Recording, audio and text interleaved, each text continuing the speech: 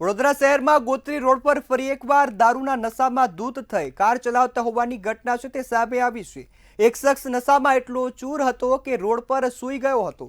એક મહિલા દ્વારા તેને ઇકો કાર પરથી ખેંચી અને બહાર કાઢવામાં આવ્યો હતો અને 5 લાફા તે ઝીંકવામાં આવ્યા હતા। આ ઘટનાનો વિડીયો સોશિયલ મીડિયા પર વાયરલ થયો છે, જેના આધારે ગોત્રી પોલીસે આરોપીની ધરપકડ કરી છે। આ ઘટના શું શીખવે છે, તંત્ર આવા કેસોમાં કેવી કાર્યવાહી કરે છે, એ લોકો હવે જોવાનું ઈચ્છે છે। ગોત્રી રસ્તા પર આ ઘટના બની છે, જેમાં પોલીસની કામગીરી મહિલા કરતી હોય તેવા દ્રશ્યો સામે આવ્યા છે। ઇકો કારના ચાલક સુરાભાઈ ઉર્ફે મુકેશ સોમાભાઈ મકવાણા નામનો 38 વર્ષનો આ યુવાન છે, જેણે દારૂના નશામાં ધૂત થઈ અને કાર ચલાવી હતી। સ્થાનિક લોકોનું ટોળું એકઠું થયું હતું અને એક મહિલાએ આ શખ્સને કારમાંથી ખેંચી બહાર કાઢ્યો હતો। નશામાં ચૂર આરોપી રોડ પર સૂઈ ગયો હતો, જે બાદ મહિલાએ તેને 5 થપ્પડ મારી અને સબક શીખવાડ્યો હતો।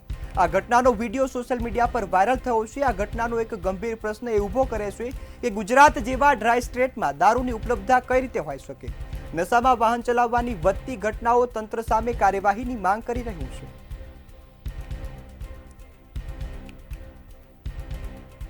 આપણી સાથે શીતલ ઉપાધ્યાય એડવોકેટ જોડાયા છે। જે શીતલબેન, જે વડોદરાની ઘટના છે તેમાં પોલીસ તંત્રનું કામ હવે જનતાને કરવું પડે છે। ગુજરાત જેવા ડ્રાય સ્ટેટમાં પણ દારૂ પી અને ગાડી ચલાવી એવી ઘટના સામાન્ય બની ગઈ છે। જી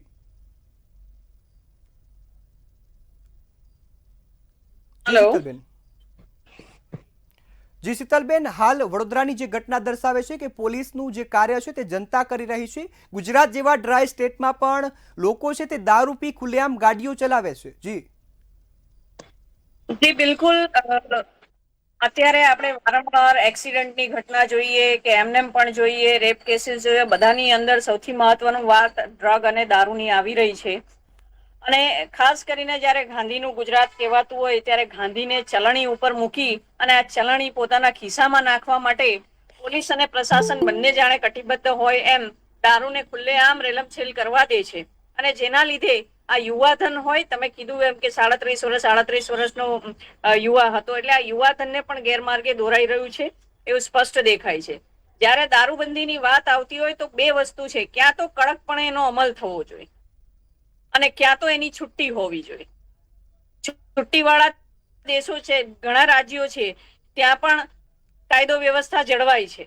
એટલે ક્યાં તો એની છુટ્ટી હોય જેનાથી લોકોને સારો દારૂ મળી શકે, લઠ્ઠાકાંડ જેવી વસ્તુઓ ના થાય અને લોકો અપમૃત્યુ ના થાય। અને ક્યાં તો પછી એકદમ કડક હોવો જોઈએ, જેનાથી કરીને લોકોના જે પોલીસના અને એની સાથેના જે નેતાઓના અને તંત્રના જે ઘર ભરાય છે રૂપિયાઓથી, એ બંધ થાય। આ બેમાંથી કોઈ પણ એક વસ્તુ થવી જોઈએ, પણ હાલ કોઈ પણ સરકાર હોય એને આ કરવામાં ઇન્ટરેસ્ટ એટલા માટે નથી, દારૂની છુટ્ટી કે સંપૂર્ણ રીતે દારૂ બંધી, કારણ કે આનાથી ફાયદો પોતાના પર્સનલ ઘરે જતો હોય છે। જી શીતલબેન, આ સાથે મુદ્દો એ છે કે હાલ વડોદરામાં તાજેતરની ઘટના રક્ષિત ચોરસિયા કાંડ, જેમાં અનેક લોકો ઇજાગ્રસ્ત થયા, લોકોએ જીવ પણ ગુમાવ્યો અને આ બાદ પણ વડોદરામાં આવી ઘટનાઓ યથાવત જોવા મળી છે, ત્યારે કાયદો અને વ્યવસ્થા સામે સવાલો ઊભા થાય છે।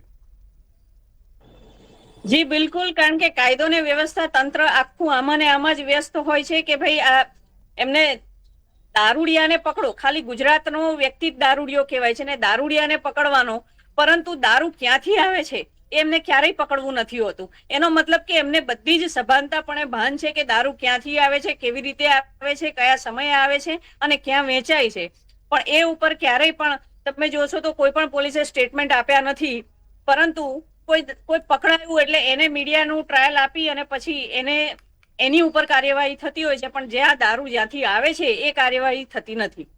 જી શીતલબેન, આપ તો કાયદાના નિષ્ણાંત છો, ત્યારે હું આપની પાસેથી જાણવા માંગીશ, ગુજરાતની જનતા છે તે આપણી પાસેથી જાણવા માંગે છે કે આવા લોકો સામે કાયદાની રીતે કઈ રીતે એવા કડક પગલાં ભરી શકે કે બીજા લોકો પણ આવો ગુનો આચરતા પહેલા ડરે।